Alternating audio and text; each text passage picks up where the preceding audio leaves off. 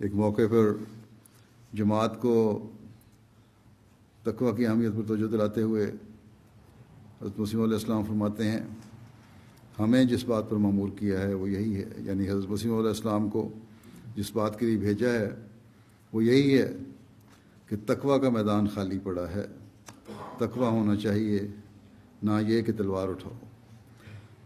تلواریں نہیں اٹھانی، لوگوں کے سر نہیں اڑانے، جس طرح آج کل بعض تنظیمیں یا دہشت گرد گروہ اسلام کے نام پر کر رہے ہیں، بلکہ دین پھیلانا ہے، دین کی تبلیغ کرنی ہے، تربیت کرنی ہے۔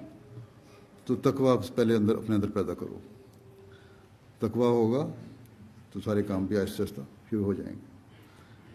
فرمایا یہ تلوار نہیں اٹھانی، یہ حرام ہے۔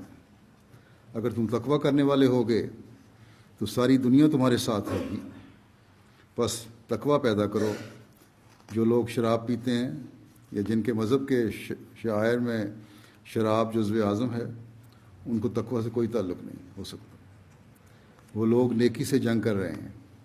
بس اگر اللہ تعالیٰ ہماری جماعت کو ایسی خوش قسمت دے اور انہیں توفیق دے کہ وہ بدیوں سے جنگ کرنے والے ہوں اور تقویٰ اور طہارت کے میدان میں ترقی کریں، یہی بڑی کامیابی ہے۔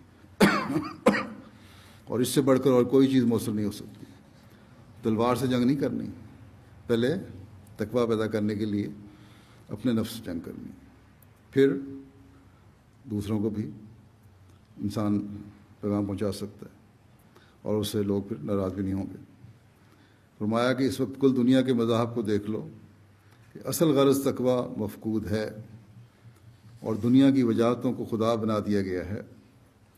حقیقی خدا چھپ گیا ہے اور سچے خدا کی حد تک کی جاتی ہے، مگر اب خدا چاہتا ہے کہ وہ اپنا آپ ہی مانا جاوے اور دنیا کو اس کی معرفت ہو۔ جو لوگ دنیا کو خدا سمجھتے ہیں وہ متوکل نہیں ہو سکتے۔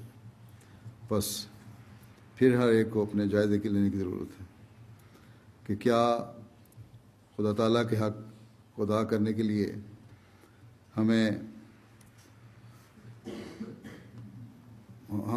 دنیاوی مقاصد کو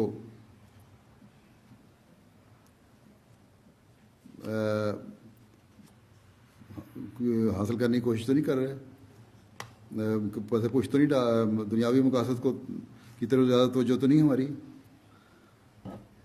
اگر حق خدا تعالیٰ کا ادا کرنا ہے تو پھر دین کو مقدم کرنا ہوگا اور دنیاوی مقاصد کو پس پش ڈالنا ہوگا۔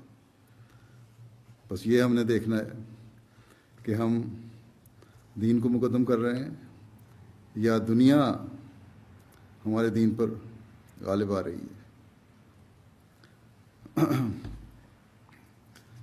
تقویٰ میں ہم بڑھ رہے ہیں یا تقویٰ کی کمی ہو رہی ہے۔